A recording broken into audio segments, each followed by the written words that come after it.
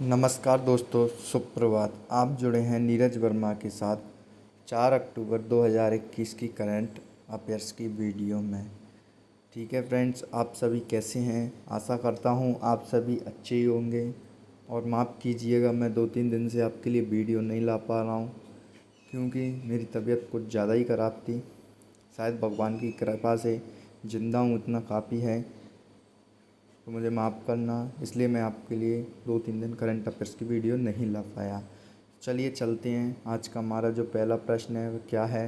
पहला प्रश्न पढ़ने से पहले आप सभी से आग्रह है कि जिसने भी चैनल को बेटा सब्सक्राइब नहीं किया है, चैनल को सब्सक्राइब कर लो, लाइक कर दो और बेल आइकन का बटन दबाना ना भूलें।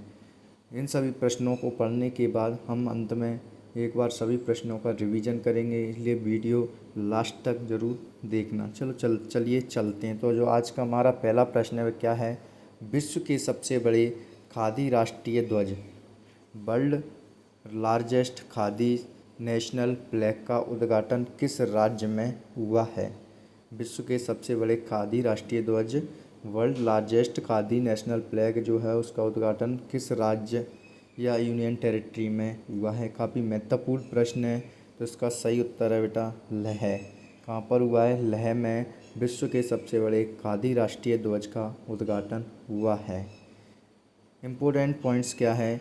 लद्दाख के जो उपराज्यपाल हैं RK माथुर, 2 अक्टूबर को आपको सभी को पता है क्या मनाया जाता है, गांधी जयंती। तो उसी के अवसर पर भारतीय सेना ने fire and fury corps Ladakh द्वारा आयोजित एक कार्यक्रम रखा गया है, जिसमें खादी एवं ग्रामोद्योग आयोग द्वारा एक दुनिया का सबसे बड़ा खादी राष्ट्रीय ध्वज बनाया है, जिसका अनावरण किया गया है। ठीक है, यह ध्वज खादी से बना हुआ दुनिया का सबसे बड़ा झंडा है। और इस झंडे की लंबाई कितनी है? तो वो है 225 फीट, चौड़ाई है 150 फीट और वजन है 1400 किलोग्राम। झंडा 37,500 वर्ग फुट क्षेत्र को यह कवर करता है। इस ध्वज को तैयार करने में पूरे 49 दिन लगे। कितने? 49 दिन इस झंडे को बनाने में लगे हैं।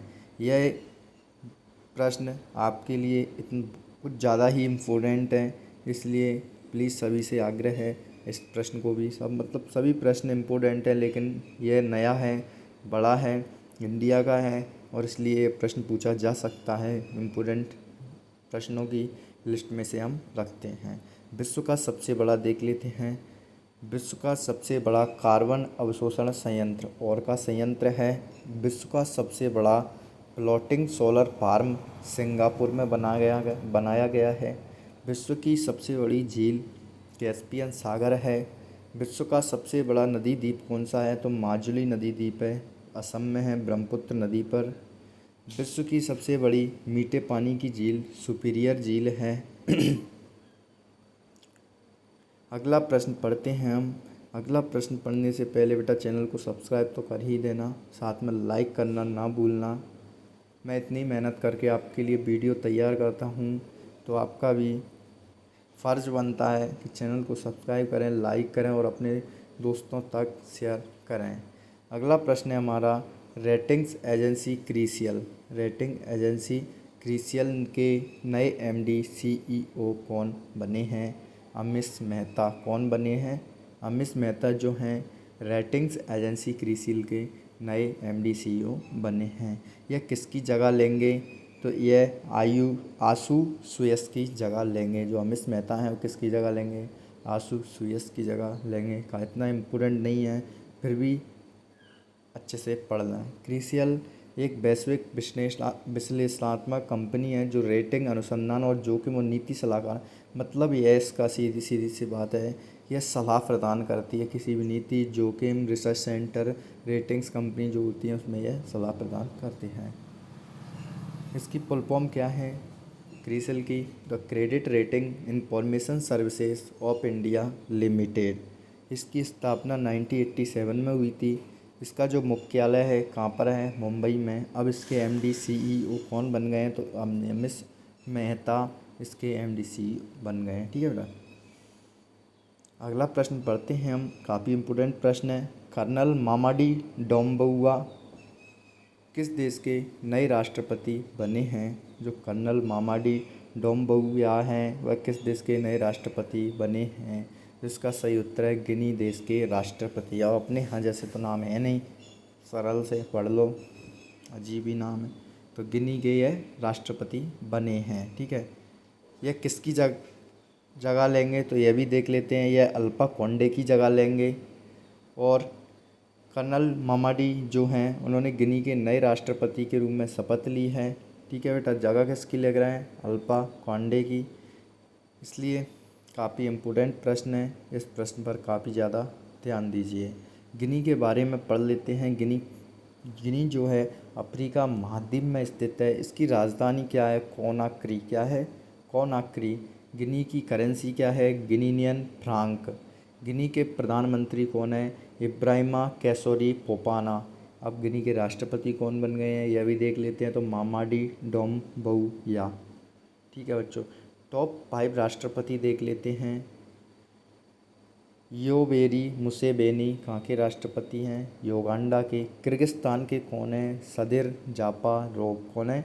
सदिर जापारोव। पुर्तगाल के कौन है? Marcelo Rebelo de सोसा।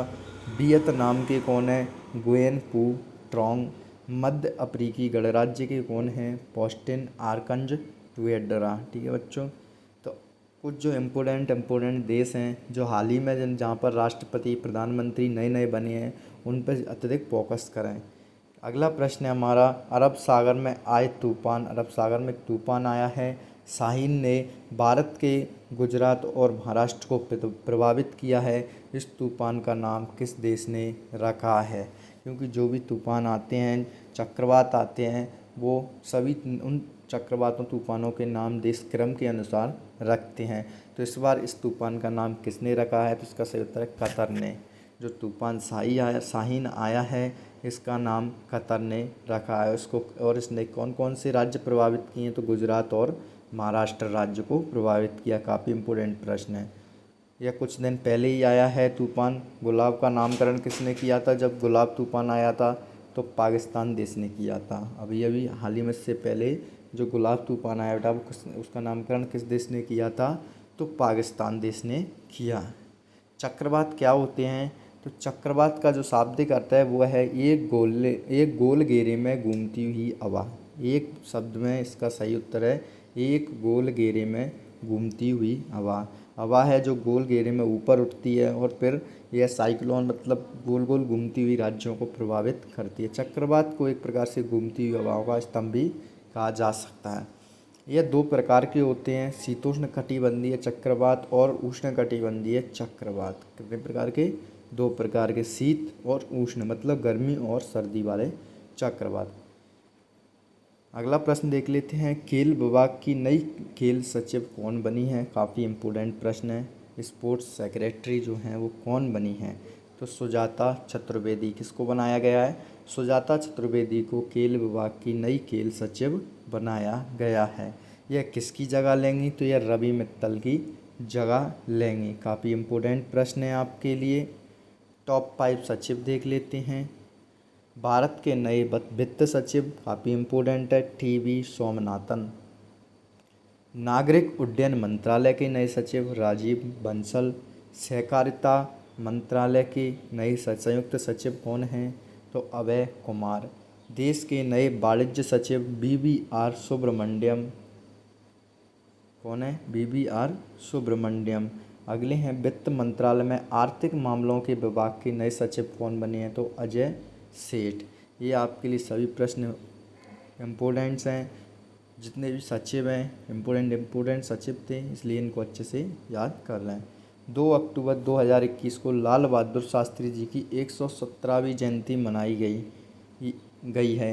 यह देश के कौन से नंबर के प्रधानमंत्री थे? मतलब यह देश के कौन से नंबर के प्रधानमंत्री थे? काफ़ी इम्पोर्टेंट प्रश्न है, पूछा जा सकता है कि 2 अक्टूबर 2021 को महात्मा गांधी साथ लाल बहादुर शास्त्री जी की 117वीं जयंती मनाई गई। यह देश के कौन से नंबर के प्रधानमंत्री थे? तो यह दूसरे नंबर के प्रधानमंत्री थे। ठीक है बेटा, इम्पोर्टेंट पॉइंट। 2 अक्टूबर 2021 को देश के दूसरे प्रधानमंत्री जो थे लाल बहादुर शास्त्री जी की 117वीं जयंती मनाई गई। महात्मा गांधी और लाल बहादुर शास्त्री का जो जन्म है वह एक ही दिन हुआ था, इसलिए इन दोनों की जयंती एक ही दिन मनाई जाती है। लाल बहादुर शास्त्री जी का जन्म 2 अक्टूबर 1904 को हुआ। कहाँ पर हुआ? उत्तर प्रदेश में हुआ। उत्तर प्रदेश के वो भी कहाँ पर हुआ? मुगल सराय में हुआ था। 11 जनवरी 1966 को इनका निधन हो गया था। लाल बहादुर शास्त्री जी 9 जून 1964 से 11 जनवरी 1966 तक लगभग 18 महीने तक भारत के प्रधानमंत्री रहे थे। एग्जाम्स में कई बार प्रश्न पूछा भी गया है कि दूसरे प्रधानमंत्री कौन थे, कब से कब तक रहे थे, और इनका साथ ही में अब जन्म भी बता दिया, तो ये भी अच्छे से याद कर लें। अगला प्रश्न है हमारा, उत्तर प्रदेश की एक जिला एक उत्पाद योजना की नई ब्रांड एम्बेसडर कौन बनी है? किसकी? उत्तर प्रदेश की एक जिला एक उत्पाद योजना जो है उसकी नई ब्रांड एम्बेसडर कौन बनी है? यह उत्तर प्रदेश राज्य के लोगों के लिए भी इम्पोर्टेंट है, साथ ही साथ सभी के लिए इम्पोर्टेंट है, एसएससी जीडी जिसने भी एग्जाम्स की आप तैयारी कर रहे हैं। तो इसका सही उत्तर है कंगना रनौत। जो कंगना रनौत हैं वह उत्तर प्रदेश की एक जिला एक उत्पाद योजना की नई ब्रांड एम्बेसडर बनी हैं। ठीक है, इम्पोर्टेंट पॉइंट्स, फिल्म अभिनेत्री हैं ये कंगना रनौत को यूपी सरकार जो है उसने अपनी अति महत्वाकांक्षी योजना एक जिला एक उत्पाद का ब्रांड एम्बेसडर बनाया है। अपन उत्तर प्रदेश के बारे में पढ़ रहे हैं तो इससे रिलेटेड जितनी भी स्टैटिक जीके हैं इम्पोर्टेंट वह सब पढ़ लेते हैं। उत्तर प्रदेश की राजधानी क्या है? लखनऊ है। उत्तर प्रदेश के मुख्यमंत्री योगी आदित्यनाथ बीजेपी पार्टी से हैं। उत्तर प्रदेश के गवर्नर कौन है? आनंदीबेन पटेल हैं। उत्तर प्रदेश के मुख्य न्यायाधीश कौन है? गोविंद माथुर अब संजय यादव की जगह एक्टिंग पर हैं। उत्तर प्रदेश के राजकीय पशु बारहसिंगा, राजकीय पक्षी क्या है? सारस है। राजकीय फूल पलाश, राजकीय वृक्ष अशोक है। उत्तर प्रदेश की लोकसभा सीटें कितनी हैं? उत्तर प्रदेश में लोकसभा सीटें 80, राज्यसभा सीट 31, विधानसभा सीट 404 हैं। उत्तर प्रदेश का एक पड़ोसी देश है नेपाल। उत्तर प्रदेश की सीमा कितने राज्यों से लगती है? तो 8 राज्य से लगती है। उत्तराखंड, हिमाचल प्रदेश, हरियाणा, राजस्थान, मध्य प्रदेश, छत्तीसगढ़, झारखंड और बिहार। दिल्ली को अगर मिला दें तो उत्तर प्रदेश कितने पड़ोसी राज्य हैं? तो 9, लेकिन अभी दिल्ली को पूर्ण राज्य का दर्जा प्राप्त नहीं हुआ, इसलिए 8 राज्य इसके क्षेत्र में आते हैं। उत्तर प्रदेश के प्रमुख लोक नृत्य कौन कौन से हैं? कर्मा, सैला, टडिया, गरक रही, चोलर, लट्टमार, दीवारी, घोड़ा, कार्तिक, दुरिया, राई, पाईडंडा, दीप, ख्याल, मयूर, झूला, चरकुला, जोगिनी और छपेली यहाँ के प्रमुख लोक नृत्य हैं। उत्तर प्रदेश के हवाई अड्डे देख लेते हैं। तो यहाँ के जो प्रमुख हवाई अड्डे हैं उसमें चौधरी चरण सिंह हवाई अड्डा लखनऊ में है, लाल बहादुर शास्त्री हवाई अड्डा वाराणसी में है, नोएडा अंतर्राष्ट्रीय ग्रीनफील्ड हवाई अड्डा जेवर में स्थित है।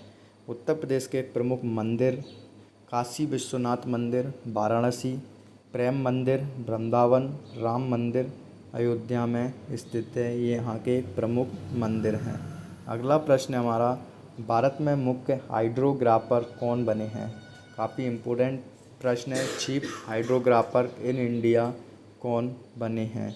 तो इसका सही उत्तर है अधीर अरोड़ा। कौन बने हैं?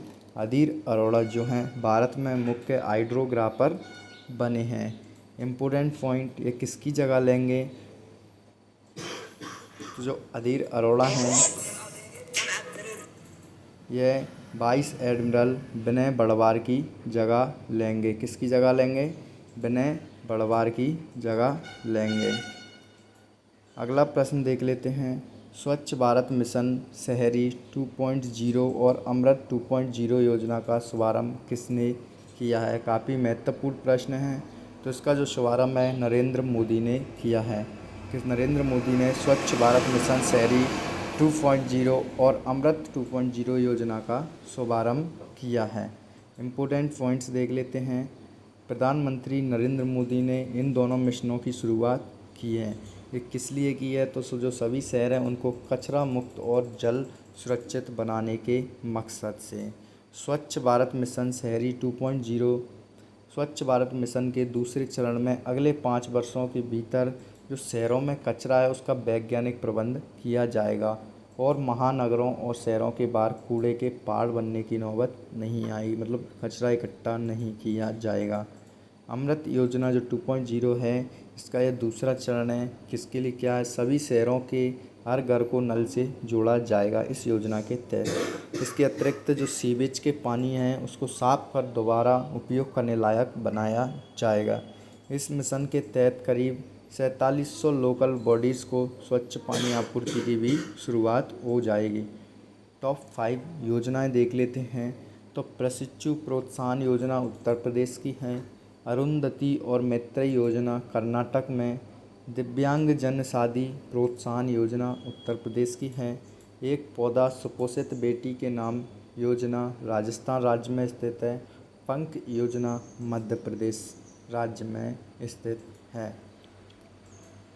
यह सभी योजनाएं राज्यों में चलाई जा रहे हैं। अगला अंतिम प्रश्न हमारा, राष्ट्रीय वित्तीय रिपोर्टिंग प्राधिकरण के नए अध्यक्ष कौन बने हैं? इम्पोर्टेंट प्रश्न है। इसका सही उत्तर है अशोक कुमार गुप्ता। जो अशोक कुमार गुप्ता हैं वह राष्ट्रीय वित्तीय रिपोर्टिंग प्राधिकरण के नए अध्यक्ष बने हैं। इम्पोर्टेंट पॉइंट क्या है देख लेते हैं। अशोक कुमार गुप्ता किसकी जगह लेंगे? तो रंगाचारी श्रीधरन की जगह यह लेंगे। इन्हें 3 महीने की अवधि के लिए 1 अक्टूबर 2021 से इस पद पर नियुक्त किया गया है। ओनली कितने महीनों के लिए? 3 महीनों के लिए इन्हें नियुक्त किया गया है। जो हमारे सभी प्रश्न थे यहाँ समाप्त होते हैं। अब इन सभी प्रश्नों के जो पढ़ चुके हैं उन्हें एक बार रिवीजन कर लेते हैं। रिवीजन से पहले जिसने भी चैनल को सब्सक्राइब नहीं किया है चैनल को सब्सक्राइब कर लें। चलिए चलते हैं। पहला प्रश्न हमारा, विश्व के सबसे बड़े खादी राष्ट्रीय ध्वज का उद्घाटन किस राज्य में हुआ है? तो लेह यूनियन टेरिटरी में हुआ है। अगला प्रश्न है, रेटिंग्स एजेंसी क्रिसिल के नए एमडी सीईओ कौन बने हैं? अमिश मेहता।